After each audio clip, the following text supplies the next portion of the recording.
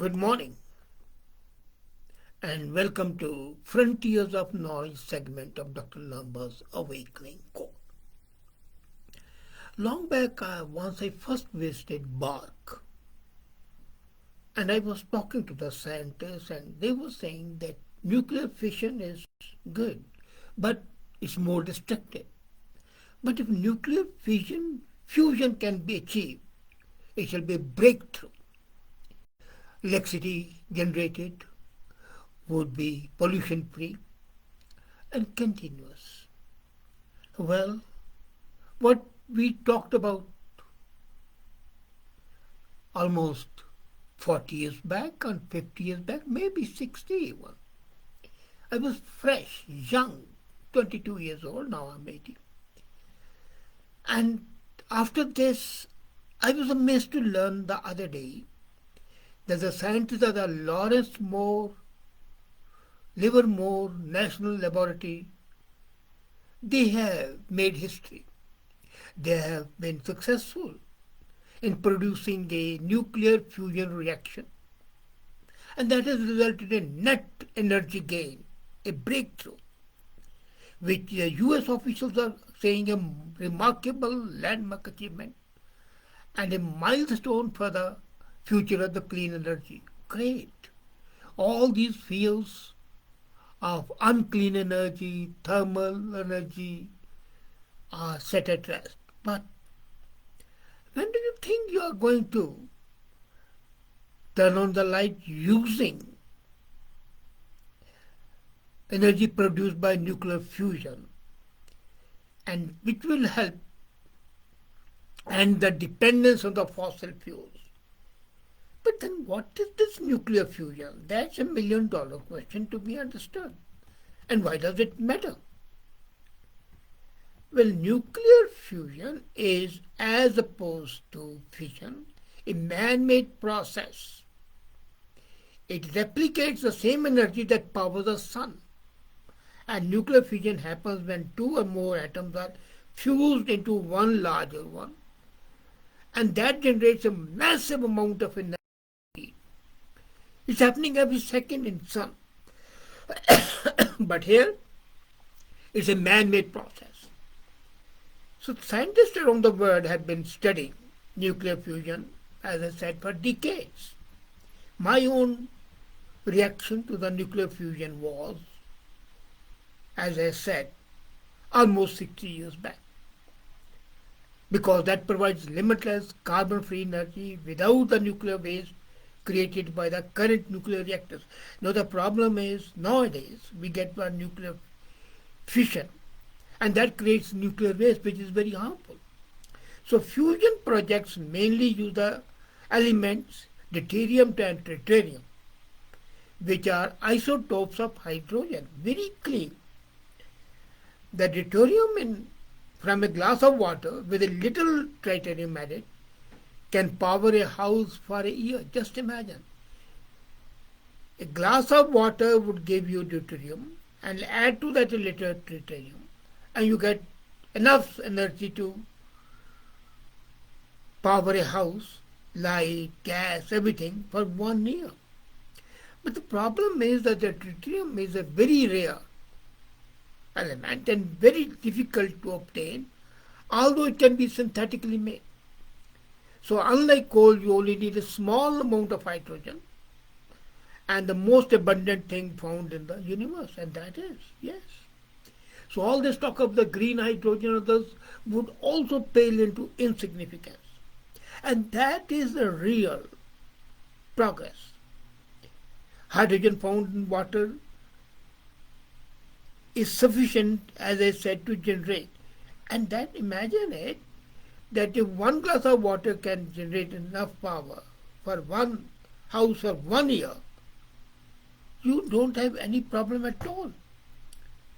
So how is it different from fission? Fission is breaking up.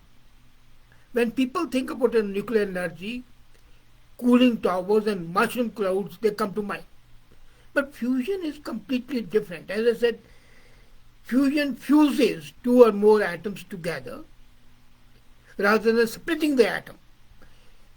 What is being happening at present is that the atom is split into smaller ones.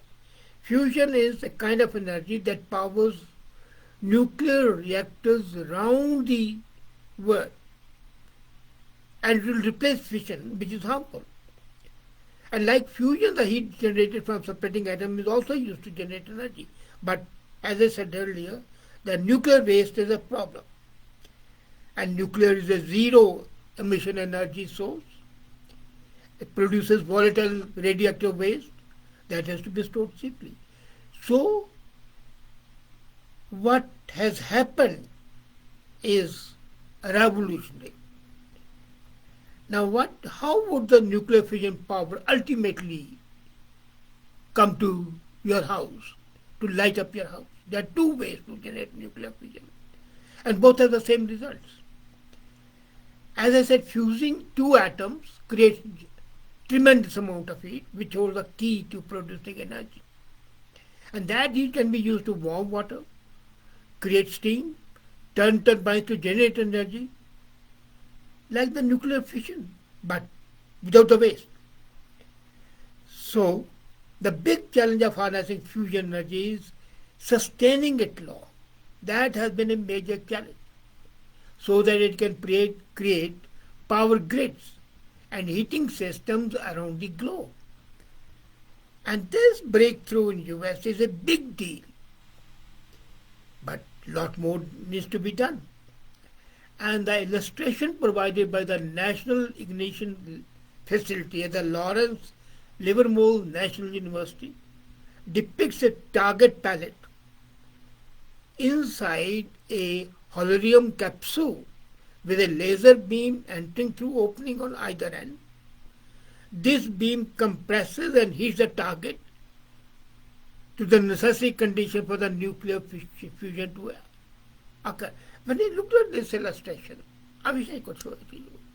It is something magical. It's a tiny capsule, laser beam is entering on both sides, and voila, you have the fusion. And all the lights around lighten up. When I looked at it, I was thinking, is it magic?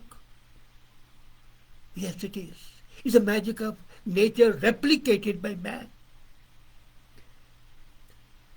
And it is about what it takes to boil 10 kettles of water. That small capsule can boil 10 kettles of water. So in order to turn into power stations, you need to make it a larger energy and substantially more. And that is why now the Department of Energy's forthcoming announcement, which will be there in a couple of weeks, about a fusion reaction resulting in net energy gain important. And this has happened for the first time. That nuclear fusion reaction has been successfully done. It's for the first time, and that's why I say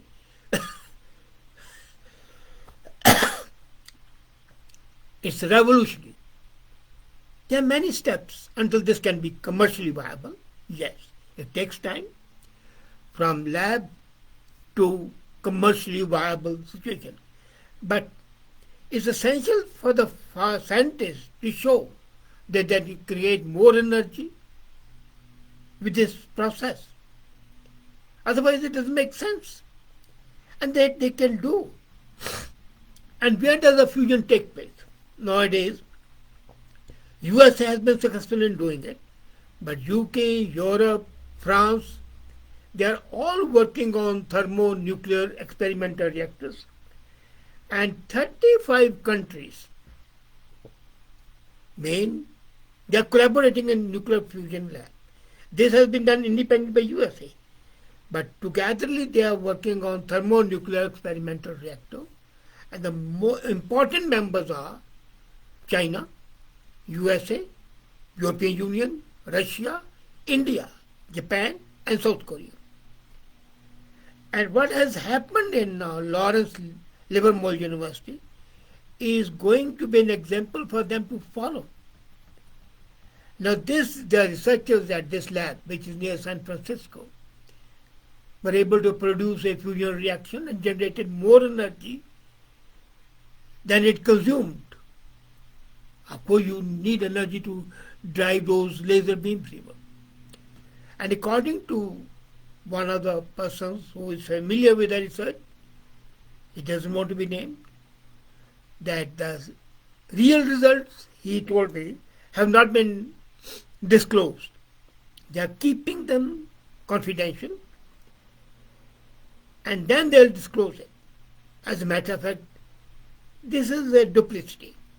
If international work is being done by 35 countries, these findings should be immediately told to them. Now, in practice, the US scientists fired pellets that contain hydrogen fuel into an array of nearly 200 lasers and create a series of extremely fast, repeated explosions. And the explosions are 50 times per second. The energy collected is then extracted as heat, and that is used. In the UK and in France, scientists are working in the same way. Now, what they have done is they are creating plasma, but plasma needs to reach at least 150 million degrees Celsius, and when it reaches, is 10 times hotter than the core of the sun. Now the question arises, what are the next steps? Of course, I like to have my house use nuclear fusion energy. So scientists now have to figure out how to produce more energy from nuclear fission on a much larger scale and how to store it. Now you produce energy by passing the two laser beams in a capsule.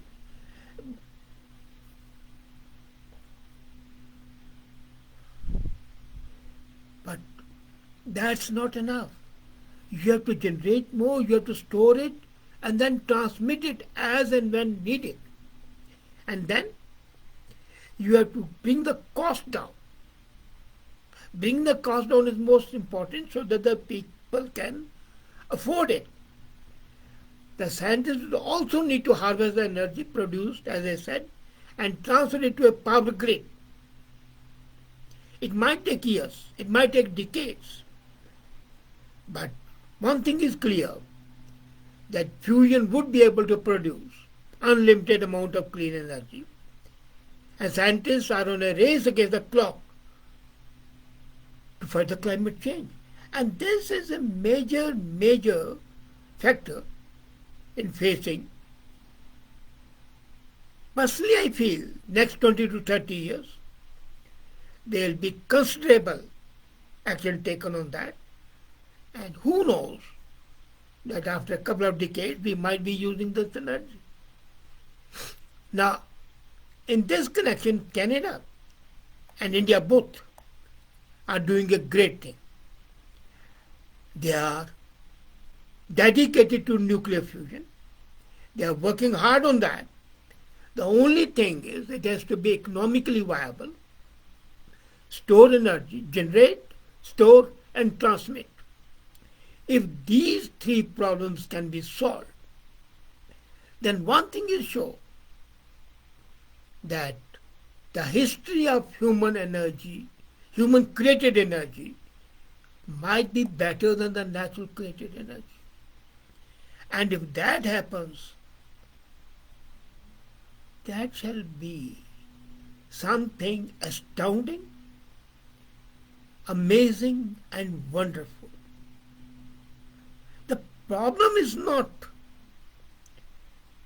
that. The problem is that our scientists go the wrong way, or rather the politicians make them go the wrong way. What they have done now is a great achievement. It has just to be translated into practical use. And once it's done, and I hope it will be done soon, the whole world would enter a new era of energy production and use. And that new era would counteract the climate change. Climate change is there. It is going to happen. But it will retard the galloping speed with which it's happening and make it easily counterable, make it easily takeable. And therein lies the hope for the mankind. Hats off to these scientists who have been able to do such a wonderful job. How about this widening our horizons of knowledge, which is the aim of every human being? And this development gives me hope that human ingenuity can always counteract the evil designs of the evil people. Thank you.